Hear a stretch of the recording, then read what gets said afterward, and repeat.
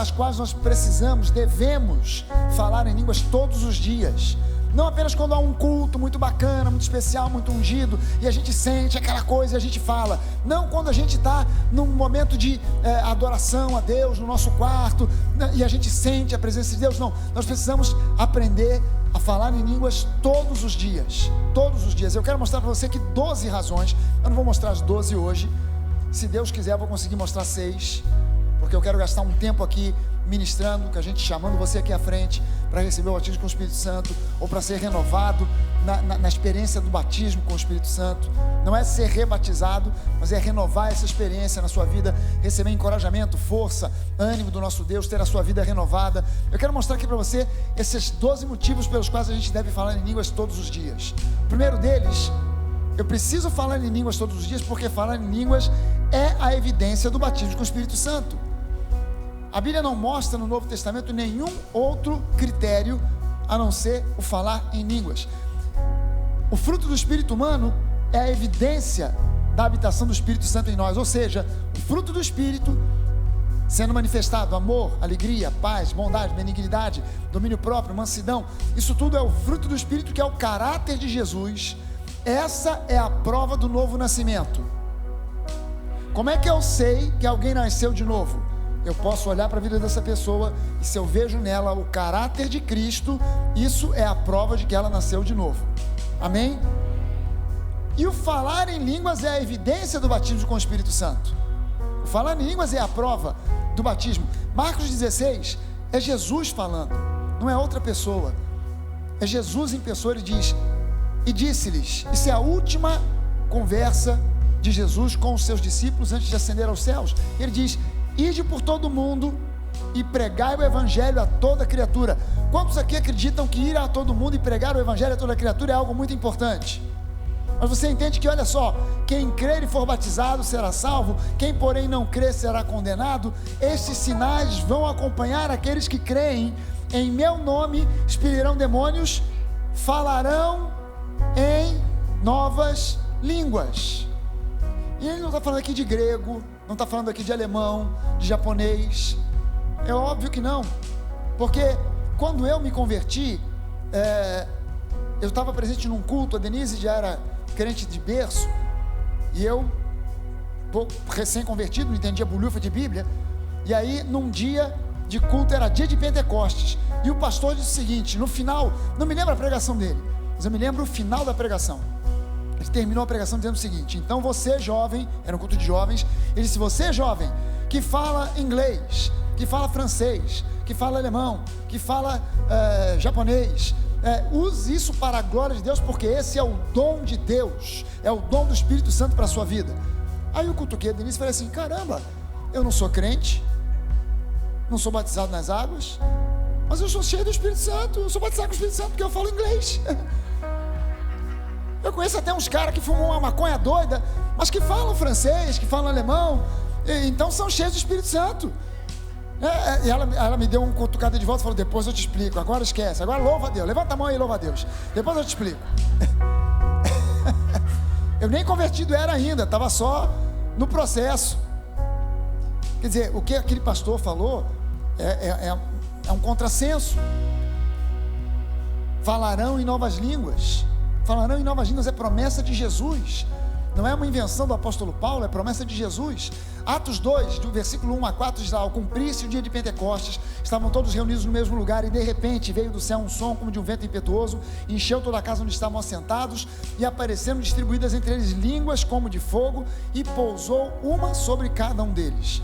Todos ficaram cheios do Espírito Santo e passaram a falar em outras línguas, segundo o Espírito lhes concedia que falassem.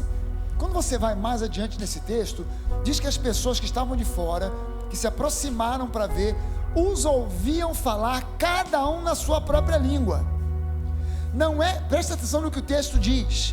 O texto ele é muito preciso, ele é conciso, mas é preciso. Ele diz: os ouviam falar, cada um na sua própria língua. Não diz que os discípulos falavam cada um na língua deles que estavam ouvindo, mas que cada um os ouvia falar na sua própria língua.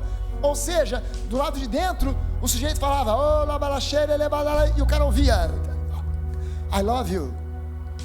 You are my son. You are a fantastic person. É isso que eles ouviam.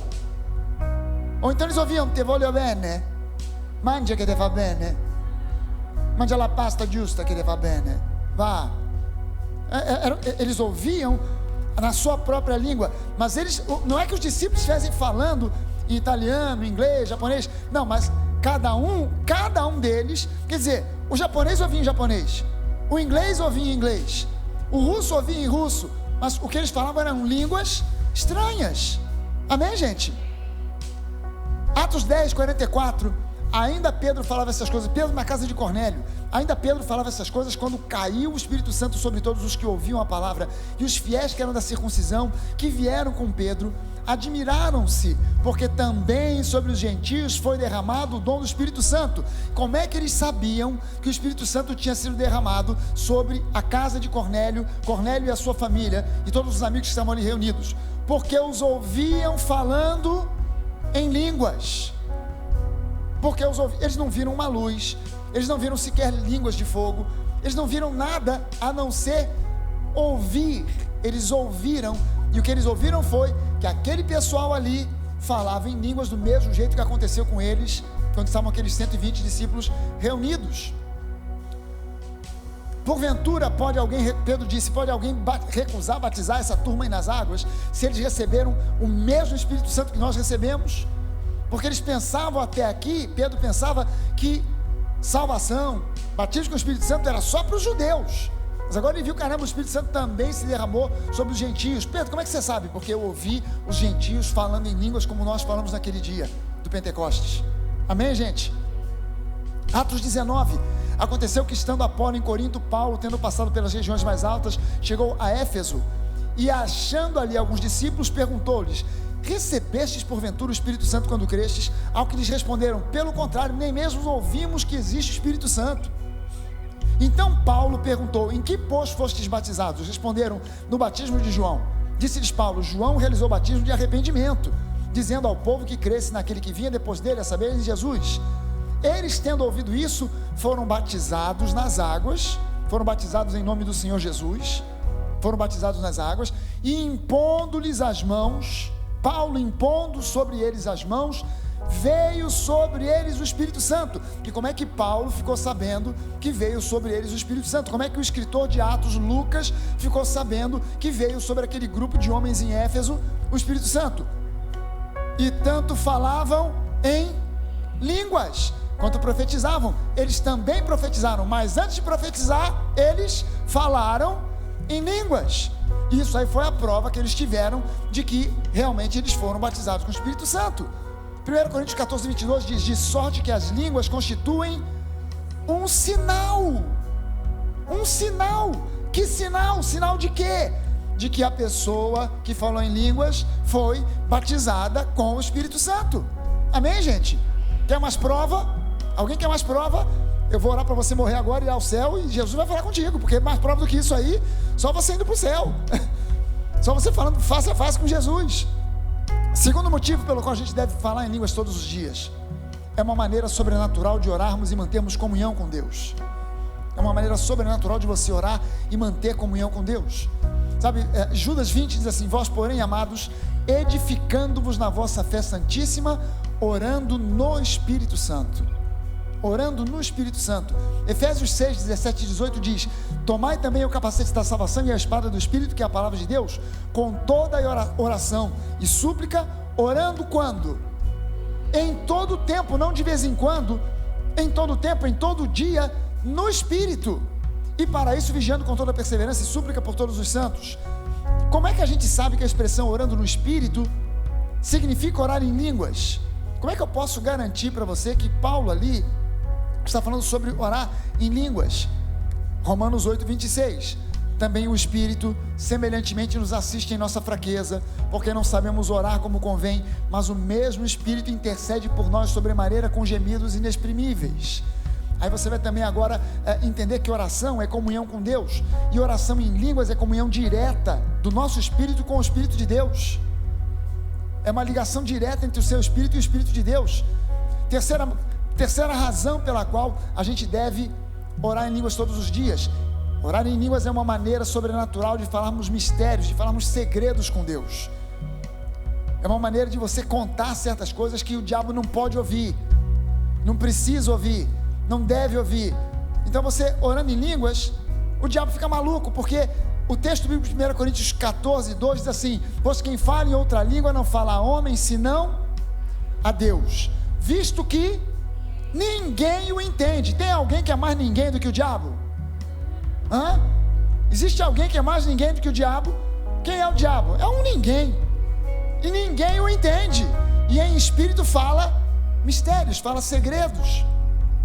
1 Coríntios 14, 14 diz: porque se eu orar em outra língua, o meu espírito ora de fato, mas a minha mente fica infrutífera. Ou seja, eu não entendo o que eu estou orando, porque eu não estou orando em português, não estou orando em inglês, ou numa outra língua que eu saiba, que eu conheça, que eu possa identificar. Eu estou orando numa língua que ninguém entende, mas o Espírito Santo, Deus, entende. Ele decodifica, ele decifra. Quarta razão: eu preciso falar em línguas todos os dias, porque falar em línguas é uma maneira sobrenatural de engrandecer a Deus. Esse texto de Atos 10 que a gente leu aqui, 45 e 46, os fiéis que eram da circuncisão, que vieram com Pedro lá na casa de Cornélio, admiraram-se porque também sobre os gentios foi derramado o Espírito Santo, pois os ouviam falando em línguas e engrandecendo a Deus. E engrandecendo a Deus. Quinto ponto, quinta razão pela qual eu posso e devo falar em línguas todos os dias.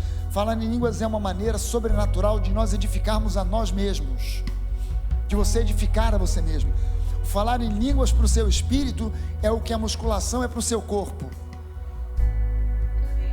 Quem é que costuma malhar aqui? Ok, tem muito sedentário na igreja. O falar em línguas equivale para o seu espírito que a musculação é para o seu corpo. O seu corpo, quando você malha, quando você levanta peso, o seu corpo vai sendo, os seus músculos vão sendo edificados, ou seja, eles vão sendo ampliados, aumentados, fortalecidos. É a mesma coisa quando você ora em línguas no seu espírito. Amém, gente? 1 Coríntios 14, 4: o que fala em outra língua, a si mesmo se edifica. O que profetiza, edifica a igreja. A profecia, o dom de profecia é para edificar a igreja, mas o dom de línguas é para edificar a minha própria vida, o meu próprio espírito. Judas 20: vós, porém, amados, edificando-vos, edificando a vocês mesmos na sua fé santíssima, orando no Espírito Santo. Sexto motivo pelo qual eu devo orar em línguas todos os dias: é uma forma de nós sermos constantemente renovados. É uma maneira de eu ser constantemente renovado.